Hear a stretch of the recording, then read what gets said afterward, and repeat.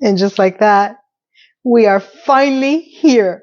We are finally recapping the final episode of the OG series Sex and the City, Season 1, Episode 12. And this one is named Oh Come, O Ye Faithful, Joyful and Dry. Okay, I added that part. But it's literally named Oh Come, O Ye Faithful. And being raised Catholic, this was something else. I don't even know how to begin it. I saw it, I've seen it, and it still shocks me every single time. Because as much as I have not watched this show in a while, watching it now, I completely forgot how stunning it was when I saw it. And all the people in the neighborhood that decided to show up and and and all the religious things that they said. So without further ado, let's get into it. Next up, the recap of the finale of season 1, episode 12. Stay tuned. Well, this one with the scene opening was quite an eye opener. We have Carrie narrating that her friend Miranda is dating a new guy, and we don't see the actual dating part. It jumps right into where I presume they've become quite intimate. So we see them having relations, and all I see is this random guy who happens to be a screenplay writer as well, that Carrie's narrating, and they're in their position of relation missionary, and all you hear him screaming is, "Oh God, oh God, oh God," while sweat is beaming down his face. He gets up, he goes and takes a shower one time. We go back again because the first time wasn't enough. Same position, same words. Oh God, oh God, oh God. Still sweat beaming from him. Gets up, goes and takes a shower. And because if the 2 times were not enough for you, we get third time's the charm. And we get to see the same little scene over again. Same position. At this point, I'm like, do you know another note? Oh God, oh God, oh God. And he's the only one sweating in this relation, in this position. Because there's sweat beaming down his head. And I'm like, what is happening here? Miranda is just, cool and collective, right? He gets up again and goes and takes a shower. Miranda's had it. She wants answers. She wants to know why this person that she's going with is getting up every single time after their relations and taking a shower. So he comes back out of the shower and she's deciding to confront him. And she asked him straight out, what's the deal with the showers? And he's like, what do you mean? I'm like, I don't know. I would ask the same question. What do you mean? What do you mean? Don't you notice that you get up every, what's happening? What's going on? What's happening? My Karen Walker.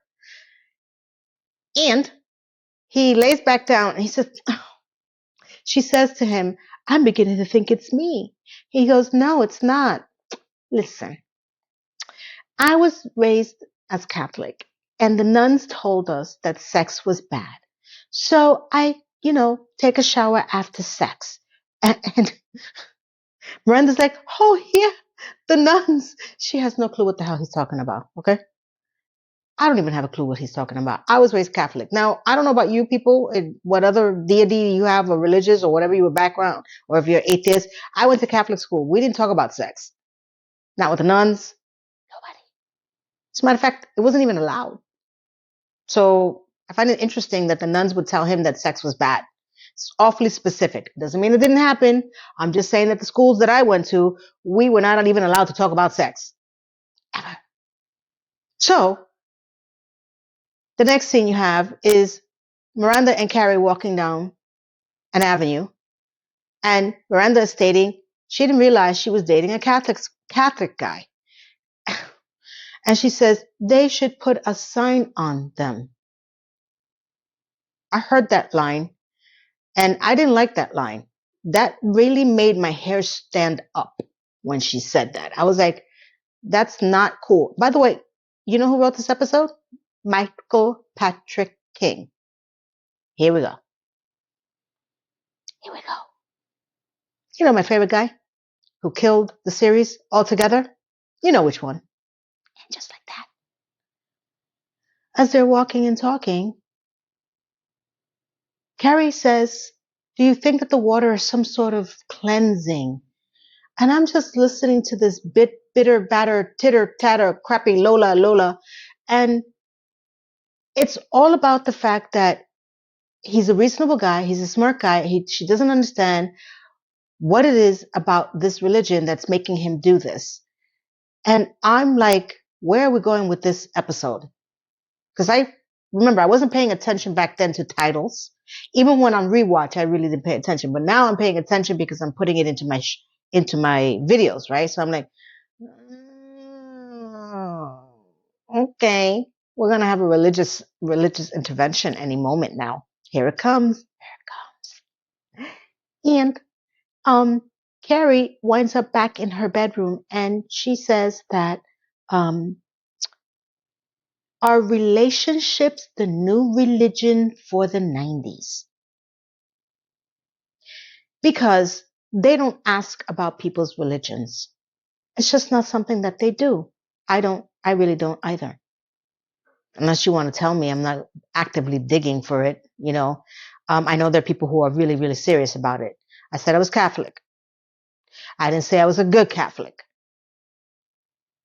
Okay? I could be bad a lot of the time. Don't judge me. Next up, we get the explanation of all this madness in a very unique way. Stay tuned. Next thing you have is for this new thing that she's going to write for her column, she's decided that she's going to look into this whole is relationships the new religion of the 90s. So Carrie is walking down and she's checking out one of the local churches, I presume, and there's people coming out of this church, and she's literally naming the labels of each of the people that are coming out of this church. Armani, Ascada, and Oscar de Lorente. She would like to know, how is fashion and God so well put together? I can't tell you that I will even know any of those labels when I see someone wearing it, unless you have it splattered across your shirt. I find it very impressive that people, not just Carrie, because I know these are lines and she memorized them as far as the actress, but there are people who know how to do that. I literally, I don't know. I can't, it's not my thing. So the next person that comes out is Mr. Big and another woman, older woman. And she says, and there he is, Mr. Big, Armani on Sunday. Okay. As she watches, Mr. Big puts the woman into a cab. Mr. Big notices her across the street and he walks up to her and he's like, well, hello there. And she's like, well, hello, churchgoer. Any good Presbyterian churches do you know in the area? And he says, I'm an atheist, but don't let them people know. I believe him. I believe that he's an atheist. He's the devil in disguise. You know. As they're chitting and chatting, she's like, who's the mystery woman? He's like, that was my mom. And she's shocked. And I'm like, me too. I kind of suspected it would be someone on the mom or even grandmother family, but I was shocked. And she's like, so I don't get it. So you go to church every Sunday? He goes, yeah, I take her to Sunday. And he's like, why did you ever tell me? Well, because she writes on Sundays and he does his own thing. Okay, that's his answer. And she's like, oh, nice. And he's like, I have 20 minutes before my racket game. Do you want to grab some coffee or lunch and something like that? And she's like, no, I have a deadline and my cappuccino just kicked in and I got to go. And he's like, so this is it? And she's like, yeah, bye. She walks away and she narrates this is one of those weird, awkward relationship moments as he's watching her walk away. And I'm like, what is happening? So she is labeled knowledgeable. He's a church going atheist to his mom. That was it. That was the whole scene. It left me wanting more. And boy, did I get more after that. Now we get into Samantha. And the person that I thought she was with in season 2, episode 1, which is where I started watching the show originally, before my friends dragged me kicking and screaming to get HBO to watch season 1. And now this all makes sense. Because if it wasn't for Samantha in this episode, I would have blown my brains out. I'm telling you now, it was hilarious. So, you know what? Stay tuned. And hey, if you like what you're watching, subscribe. My favorite part, when the girls get together. So, Charlotte, Carrie, and Miranda at a bar. And Carrie's telling the girls that Mr. Big takes his mom to church on Sundays. And Miranda's reaction is, that can't be good. And Charlotte's reaction, of course, is saying, now stop it. A man who cares about his mother makes a very good husband. Remember those words, Charlotte, because they will come back and bite you in the ass. Yes, they will. Bunny. So poor Miranda is stating that it's all good until the shower after sex incidents that she's enduring. And Charlotte's like, oh my God, is he still doing that? So they're tittling and tattling. And, the whole point of this is that Carrie wants to meet his mother. I want to meet your mother. Have you noticed that we never meet any of these women's mothers, yet the whole central focus is for her and to meet anybody's parents? I find this whole thing very strange, and I keep finding it strange every time I rewatch this. But let's not get into a tangent right now. So as they're waiting for Samantha, Samantha shows up. Well, before Samantha shows up, Charlotte asks, what church does he take his mother to? Because, like labels, you have to go to a good church. And as Carrie expresses, it's the one on Park Avenue and something. And she's like, oh, that's a great church. I'm like, you know what? I was not too shocked for Charlotte, and I probably would know as well if I was a churchgoer. Shh. Like I said, I'm a Catholic. I go to church when needed. I pray all the time. I believe he's everywhere, listening, like Alexa. You know, this show really brought all the religious wording and phrases that I ever wanted to hear in one episode. Trust me, it gets crazier. So as they're speaking about the churches, Samantha comes in and she tells the girls, I have something to tell you. Please don't laugh. Because she's telling them that she just got off a 5-hour lunch with James. Okay? And Carrie's like, oh, I remember those days. She goes, yes. Ladies, I think I'm in love. What? Literally, everybody was like, oh my God, Samantha, that's amazing. She goes, I know. And, Miranda's like, what? And as the narration is saying from Carrie, hearing Samantha possibly being in love, it's like Moses parting the Red Sea. Oh my God. Every religious sector of everything was in this episode. Trust me. I'm just sitting there like, okay. It's not quite the same thing, but I can get the reference. So now we go into how she met her new mans that she's in love with. Samantha is taking herself out to dinner to a music bar. I would say jazz club, not the Blue Note. And if you've ever been to the Blue Note, you know what I'm talking about. I don't know if it's still open though, but if you like jazz and you like New York City, and if it's still open, check it out. So she's moving to the music, she's clapping, and James come out of the woodwork and he says, I love the way that your body moves to the music. And she's like, I just love jazz. And she's like, are you a musician? And he says, sort of, trapped in a lawyer's body, very coy, very flirty. And he's like, may I have a seat? And she looks at him. She goes, sure, why not? I'm like, because you're Samantha. That's why. I'm watching this. I'm like, all right, I've had enough of season one. I don't know who this person is. Remember, I caught them only in season two, and I already had them in the relationship, which was very successful. You know. So now I get to see how they met, and I'm like, oh, this started off nice. The next scene you have is they're walking down the street in the evening, and he's with a Krispy Kreme donut bag, which is basically diabetes in a bag. Really, please, can't even be near one of those stores without having a glucose diabetic attack. Ever. He's trying to make her eat it. He says to her, they're heavenly. They taste like a piece of heaven. She takes a bite of it. She says, it's heavenly. And I never thought I would get there. I'm like, yeah, sounds right. And he said, an angel like you? Why would you feel that way? It moved Samantha so much that she, as Carrie narrates, did something that she's never done before.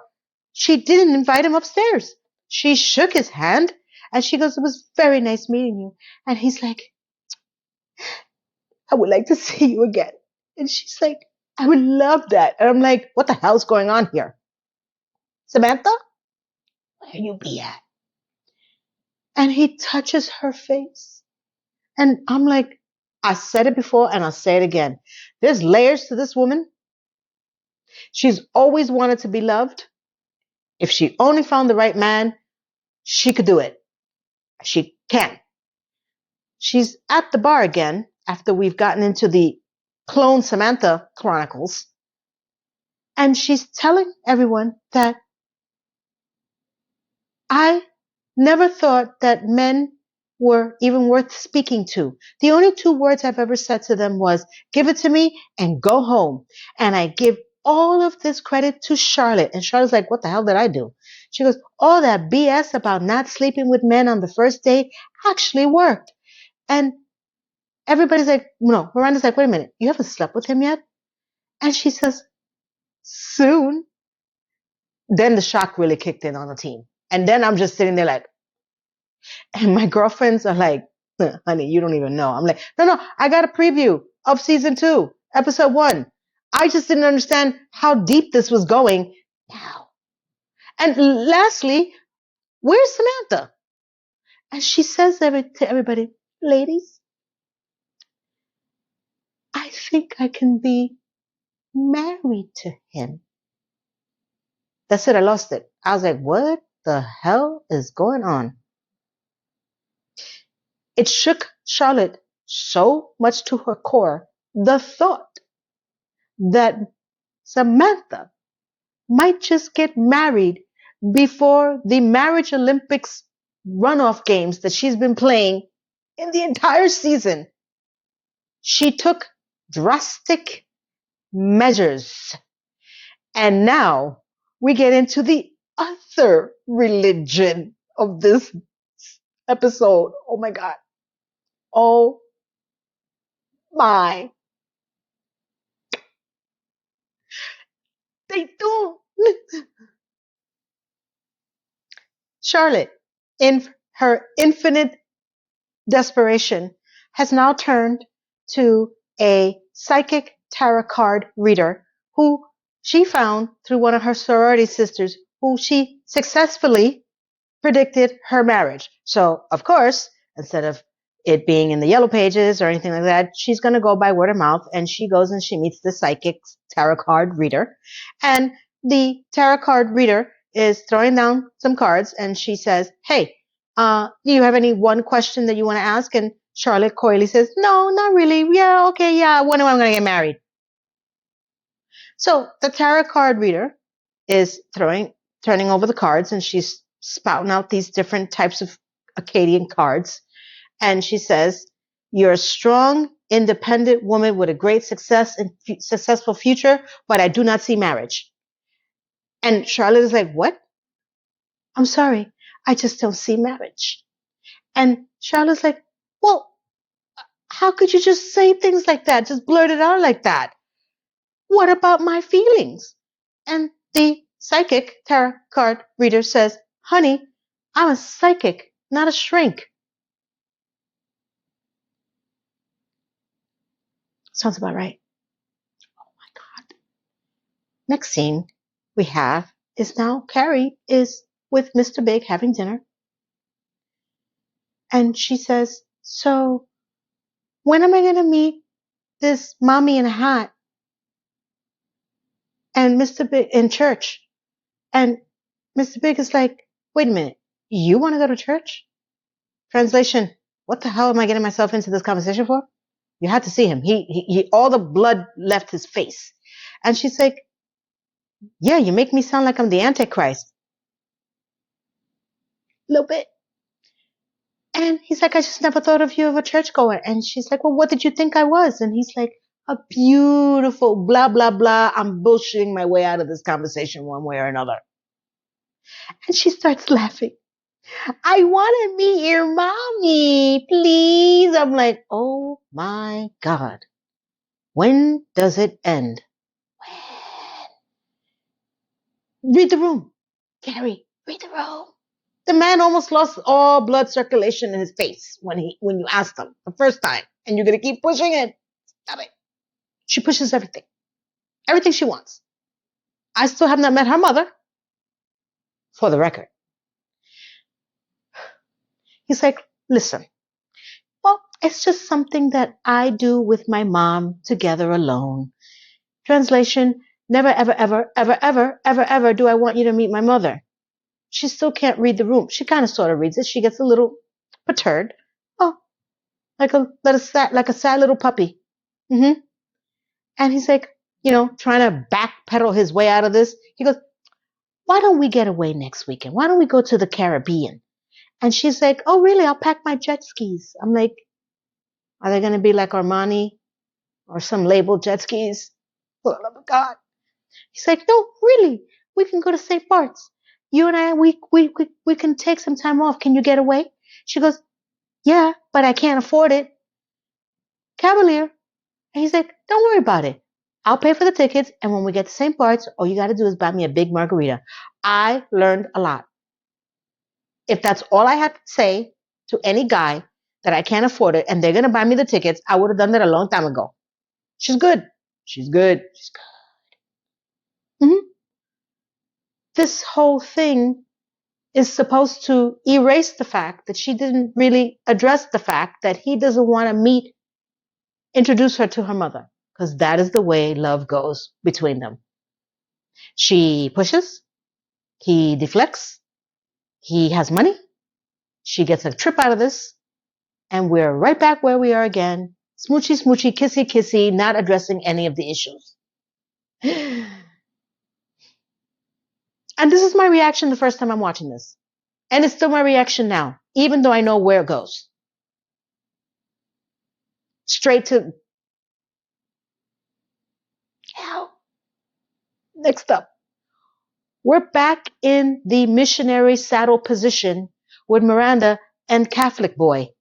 And oh boy, did he have a lot to say this time. They do. And we're back. We're back with Miranda and, the oh God, oh God, oh God, sweaty man in the missionary position, the one note that he has on top of her. And as he's finishing, she's going to take charge. She holds him and says, stay with me a little bit. Don't jump into the shower. And he's visibly uncomfortable. And she said, isn't this nice? Just to be here, just the two of us. And he's like, yeah, no, I'm going to get up and take a shower. I'll be right back. Boom, I'll be all yours. As he jumps out of bed, Miranda mistakenly says, sex is not a sin. And the altar boy snapped, completely snapped.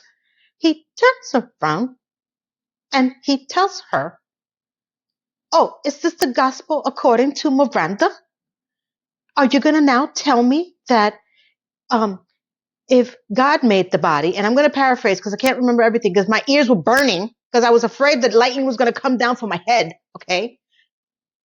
And, and if God made the body and if love and body and God and something, and I can't even say the rest of it.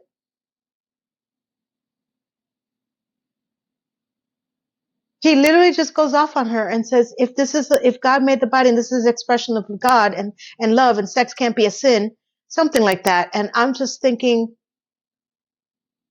what Catholic school did you go to, altar boy? And Miranda's like, well, yeah. And he's like, well, great. Thank you for saving my soul, Miranda. He completely snapped. Literally, I can't even remember the word. And I just watched it 3 times and I can't even remember the words he said. I know it was about God and the body and the love and this and that, and this is not a sin. He was so upset. He stumps his naked ass into the bathroom, comes back out with a towel, and he says, I would like you, I'm going to go take a shower, and when I get out, I would like you to be gone. Miranda says, fine. And then the narration of Carrie says that in 6 months, because he's a playwright, this exact scene is in his off-Broadway hit show, Shower of Shame. Where and who did this happen to in the writer's room? Michael Patrick King, because this was deep. Next scene. Samantha. I can't even say this with a straight face because it's hilarious. Samantha and James are in her bedroom and they're making out. And James says, I know it's only been a few weeks, but I love you, Samantha. And Samantha's like, I love you too. And I'm like, we're saying I love you? Samantha. Samantha. She says, I can't wait anymore. So she throws herself onto the bed. She says, come here. I want you inside me right now. And he unzips and gets on the bed. And she, oh my God.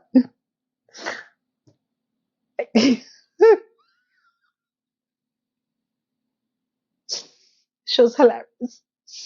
As he's trying, she's like, okay, I'm ready. And he's like, I'm already in. And Samantha's face is like, what are you saying? What are the words coming out of your mouth? I'm actually tearing. So funny. And Carrie's narrating that Samantha was hoping that he was kidding. And he's not. Because now, again, this ties into what happened in season 2. It's not good for Samantha. She finally finds the man that she thinks that she can love. And she's loving him and saying, I love you, and she can marry him. And there's nothing there. Okay, I'm going to try to keep my composure, get back, and we're going to go into why Carrie is so stupid and her insistence on being the center of attention in Big's world. Okay? Because it doesn't end for her. She doesn't stop. She's a maniac, a stalker. She's been a stalker the entire series. I don't care what you tell me. She's crazy. They don't. Carrie the spy. I'm back. I'm composed now. I'm not laughing. Wipe my tears. Here we go. Next scene. Because she doesn't learn her lesson, Carrie, she is going to insist on seeing the mother of Mr. Big. So she drags Miranda to the Park Avenue Presbyterian Church in their Sunday best with hats and all. As they enter the church and they go up to the top pew, and, Carrie's saying that all she wants to do is get a look at the mom and then they can leave. They're not going to stay for the service. It's going to go really well. She puts the Bible on the edge of the ledge of the pew, which means to me that she's never really been to church because people know that you don't do that. Okay? So she's watching everybody come in. She finally sees Mr. Big and she takes a look at him and she actually says, I think I'm a little bit more in love with him as she watches him with his mother. So refined, so nice. You're out of your mind. Okay. Now, it's time for everybody to get up to start to pray. As she gets up, she inadvertently pushes the Bible that she left on the ledge like a ding dong, and it falls on the floor, and the entire church can hear everything. And guess who turns around? Mr. Big and his mom. And he looks at her because he notices that the woman is nuts. How he didn't run at this point, I don't know. This is your fault too, Mr. Big. Had your chance many times. Okay, she's crazy. The next scene is that the church is over and she's waiting outside of it because instead of her leaving, she waits because she's going to insist to meet this mother. So Miranda's next to her and they see them coming out and Miranda says, okay, I'm going to leave. Good.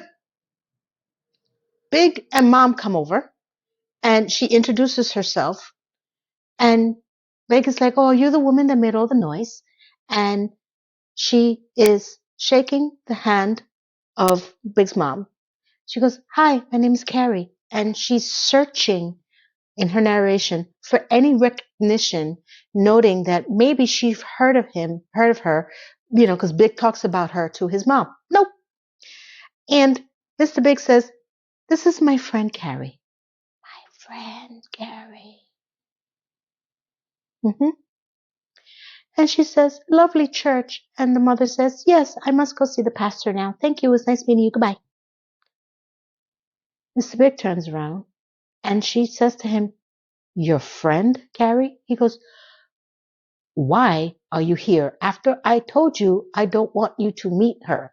Why do you insist on doing this? Are you testing me? I'm like, oh, hell no. Yeah, I said hell. I said hell in front of a church. Oh, hell no. And she's like, what? He says, but your mother didn't even recognize me. We've been going out for months. He goes, my mother doesn't need to meet another one of my girlfriends. Much better, Mr. Big. Much better. Because not only are you saying that you're purposely keeping your mother away from Carrie, you have introduced her before to all of his other girlfriends. And how are you getting out of this again? You big doofus? And he goes, oh, I'm sorry, I didn't mean it that way. I just need to do things on my time frame. She's like, your time frame? And I'm like, sounds about right. Maniac. And she's like, but it's been months. And I'm still thinking, why are we not meeting your mother? This is literally going on in my head, okay? He goes, listen, when I'm ready to know what we are, I'll be ready. And she's still hurt visibly. She goes, oh, he goes, listen, we'll talk about this over the weekend when we go to the Caribbean. Now I got to go get my mother into the car at home. And he says, we're okay? We're okay. Good. He leaves. We're not okay. None of this is okay. Starting with the spy. You put yourself in this position. Now you need to dig yourself out of the boat. Okay? She's sitting in the church alone. Miranda comes back. She tells her to scoot over. She tells her that I didn't leave because I didn't think you looked okay. Remember the time when they used to be bonded and they used to be friends and people didn't have to speak. They just were there for each other. These are the moments that meant something. And Carrie is like, he introduced his mother to me as a friend. And Miranda's like, well, maybe they weren't that close. Carrie's like, don't lie. You're in a church. Yes, you're in a church. The heavens are going to open. The lightning's going to hit you. And the next thing that Carrie says, and she literally is like shaking her head. I just can't get in. I just can't get in. I can't get in. And I'm like, get into what? You ding dong. If you keep pushing your way in, you're going to push your way out. I really, really, really wanted to understand this relationship with her. With herself. Not so much with Mr. Big. With herself. Her inner voice. Is there no inner voice in this girl? You don't see how nut job you look trying to do all this? Let it happen. Yeah, I get that she's infatuated with this guy because this is what it is. When you're doing things like that, that's infatuation. That's not love. That's a desperate, lonely, self-deprecating person that feels that until she gets everything she wants from him, she's never going to be happy. And even when she did get everything she wanted from him, she still wasn't happy. Movie 2, Aiden. You know. Next. If we were in church, we're going to be in the anti-church. Stay tuned. Subscribe. I don't know how I'm going to get through the rest of the scene. Really don't.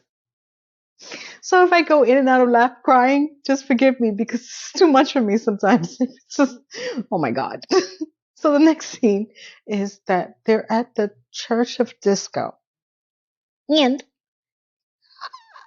I'm going to say that this place looks like an old dance club. If I remember this correctly, it was called the Limelight. If I'm wrong, let me know in the comments if anybody remembers this place from New York, if you were ever there. It was a converted church into a dance club.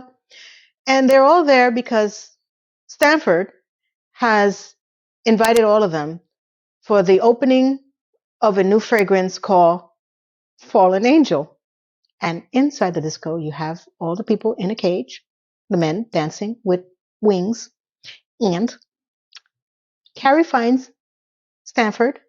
She goes up to him, and he also is with a guy, his new beau, who has happened to also be the person that designed the Fallen Angel drink. I think it's a drink. Perfume. I think it's perfume. Doesn't matter because it's funny. And as the boyfriend kisses him goodbye because he wants to go talk to some other people, Stanford is so happy because he has become now what the group normally hates. He's shopping with his boyfriend for some cabinets or some accessories for a cabinet. And he's so happy. He's so proud. I'm so happy for him for like the minute that he has a boyfriend. And he asks Carrie, how are you getting, ready for your vacation? That's what he says. And she says, I don't know. I feel like, this vacation is like a consolation prize for, him, Mr. Big not wanting to introduce me to his mom, which it is. And he's like, what's going on? And she's like, we're not in a good place. And she says, well, why? Because he won't introduce me to his mother. And Stanford's like, oh, and I'm like, what are you, 5? Mm-hmm. The next scene you have, are you ready? Miranda. She's at the bar. Guess who comes? He didn't make a final appearance. Skipper. He's at the bar with her now. Because apparently Stanford invited everybody, okay, to this damn opening of this damn fallen angel, whatever the hell this is. He goes up to her. He goes, I was hoping to see you here. And she's like, oh, really? She goes, yes, I've been thinking about you since we broke up. Oh, really? And Carrie's narrating that Miranda is actually very excited to see him, and it's shone a new light on him, considering that he wasn't, the Antichrist shower altar boy. So she's turned on because she's actually She's flirting with Skipper because he doesn't take excessive showers after they have got sex. Words I never thought I would put together ever. I'm like, this can't be happening. This can't be happening. Has it happened to me before? Of course it has. I'm not perfect. What? Did you think I was perfect? Of course I've done that before.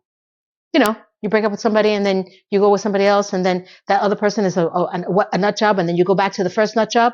I might have done that. Don't judge me. Next scene. Samantha. Oh my God. I don't know how I'm going to get through this. The girls find Samantha in the bathroom. Okay? And they want to know how it's going with James. And Samantha is trying to put makeup on. And they're asking, well, did you have sex with him? She goes, yeah, it was nice. And they were like, oh, I'm so happy for you. She broke down. She lost it. She runs into the bathroom stall, screaming and crying that he has a small penis. And they're like, what? He says, he has a small penis. And they're like, well, how small is it? She goes, 3 inches. And they're like, oh, hard. Oh my God. What the hell? How am I going to put this? How are the words coming out of my mouth? And they're like, oh, and Carrie's like, and she's like, yes. And she's going off. She's going crazy on them. She goes, I can't be with a guy with a small penis. And Shannon's like, well, is he a good kisser? She's like, I don't care. What the hell does that have to do with anything? And they're all going in and out saying, trying to calm her down as she's crying and screaming. And Miranda's like, it's okay. I dated someone who had a mini golf pencil penis, and she didn't know if he was trying to F her or erase her. Hilarious. They all laugh. She's not laughing. Samantha has lost her living mind. Okay? Samantha's crying. She says, I love a big penis. I love it in me. I love it out me. I love it around me. I love to kiss it and hug it and squeeze it all day like Charmin toilet paper. And she's like, I can't. And I think one of them said, can you, oh, Miranda says, can you talk to him about what is talking going to do? Is it going to increase his penis? I didn't understand that statement. And she's like, no, it's the one thing we can't talk about. And she's screaming, why did you do this to me? And I liked him so much. And Miranda's like, I thought you loved him. She goes, well, and she feels horrible that now she doesn't love him anymore, that she only likes him, maybe. And the next words that come out of Charlotte's mouth is, how good is he with his tongue? That's my girl. You work around that. Figure it out. I don't even know how to, I don't even know how to end this. They do. Oh my God. Charlotte. Next scene. Oh, lordy, lordy, lordy. After the bathroom encounter with Samantha, Charlotte told the girls that she has to go to another party. I don't know why they believe that, because I didn't even believe that. She opens up a pamphlet and that she's going to go meet Madame Lourdes Santeria Mystic. I'm Latin. I know what Santeria is and I know what Brujeria is. So I laughed. I said, oh, where are we going with this? Where are we going with this? She goes to a part of town, as Carrie narrates, that is not in the part of the New Yorker. She's sitting in a room with a bunch of candles, and I think that's a rooster or a chicken behind her in a cage. And you have the Santeria, Madame Lourdes, with the partner. And they're, going through this whole thing, calling out all these saints, saint crap, saint bullshit, same saint, this is all crap. And the woman is exaggeratedly, saying prayers that she needs an answer for the question that, I presume she had given them. Is she going to get married? And the woman takes out an egg. She cracks it and there's no yolk. Biggest scam in the world. Not even going to tell you how that's done, but it's done. And she tells Charlotte that she's not going to get married. Charlotte is upset yet again. And the partner in crime says, you're cursed, but it's okay. Because for $100 more, we can get rid of the curse. Charlotte is offended.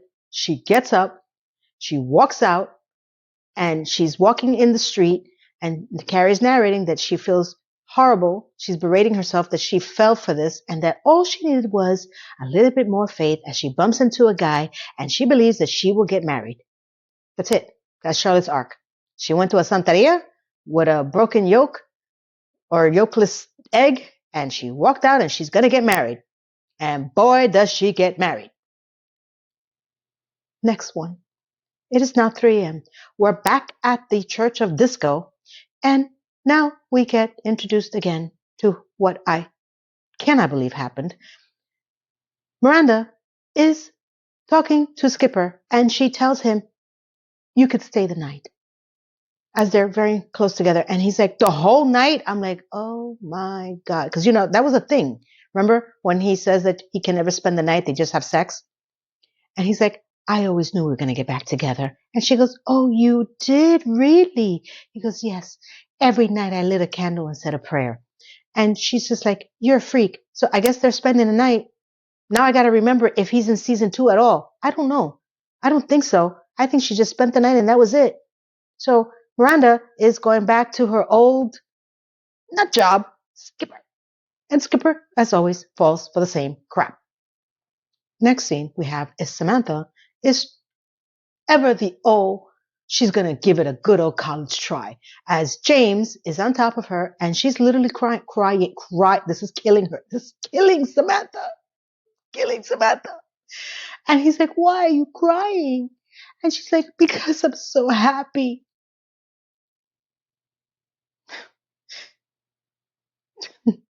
What? This is happy. This is funny. That what she was doing was ugly cry. Okay. Now we have Carrie. Carrie is the next day. She's pacing up and down her apartment waiting for Big to pick her up to go to the Caribbean for the weekend. And she's narrating about she's trying to have faith and she's always had faith in their relationship. So she has faith. A lot of faith in this episode. The doorbell rings. It's Mr. Big. She looks out the window. She comes downstairs and he's like, come on, we got to hurry up. We're going to miss the plane. And she stops him at the end of the landing. She goes, wait, I need a sign because I'm losing a little faith here. And he's like, what kind of sign? Do you want somebody from the heavens to talk to you or something like that? What are you talking about? She's like, I want to know. Just let me know. I just want to know that I'm the one.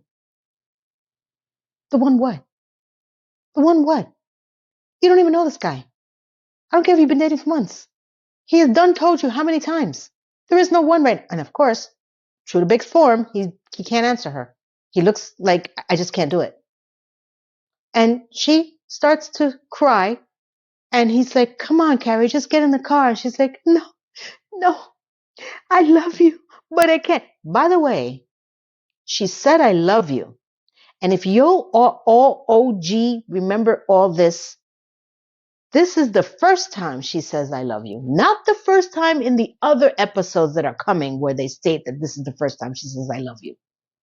I remembered this because I was like, oh, damn, she said, I love you and everything. And then all of a sudden they retconned that. And now all of a sudden it was another episode where she says, I love you for the first time that he couldn't say, I love you back. We're getting to that. It's coming.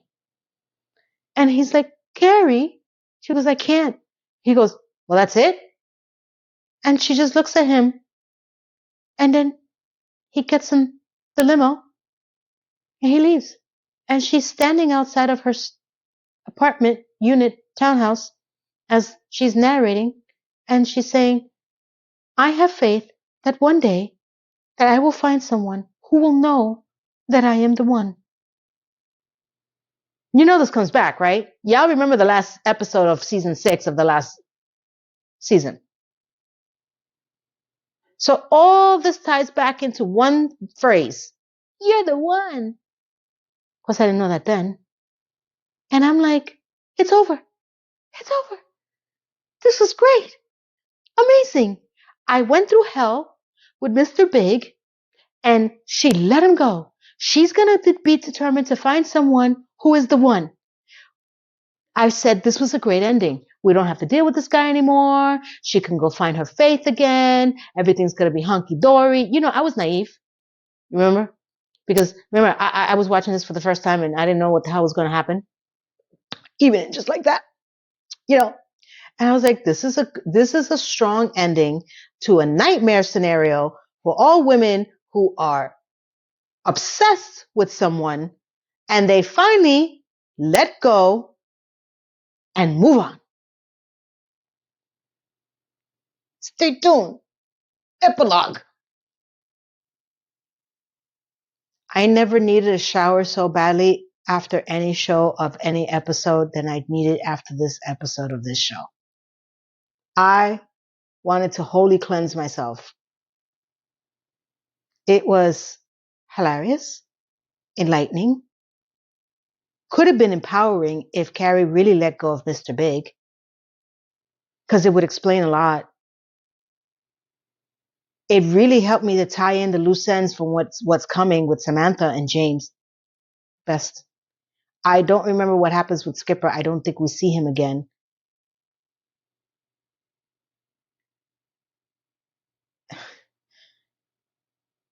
Even though this was written by Michael Patrick King, which we all know I don't like at all, him at all, what he did and just like that, I'm going to say that it really ties into what I've been screaming and bitching and moaning about. A little bit too much heavy on the religious part, but, you know, it was done funny. It's the tie-in with the girls. It's when they're together, trying to resolve issues, trying to help each other, trying to push each other to a better ending for themselves, right? Like they're not alone. And that's what I'm trying to say. I felt that in Just Like That, they were always alone. Like they never really had each other's back. They would talk and it was a lot of nonsense and it was never a communal kind of sense. Like they were never really pushing the narrative. They were just talking to speak on a script. This to me was a little bit more fluid, and you can't capture that magic in a bottle again. He tried. They really tried. Well, no, I can't say they tried. They never tried in Just Like That.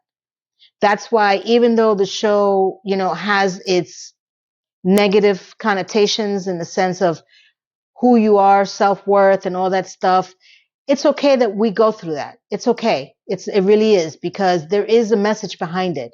And even if the message is the wrong message, maybe someone will take a look at this like I did and be like, thank God I'm not like that. Thank God I haven't been like that. Thank God that only happened to me once, Skipper.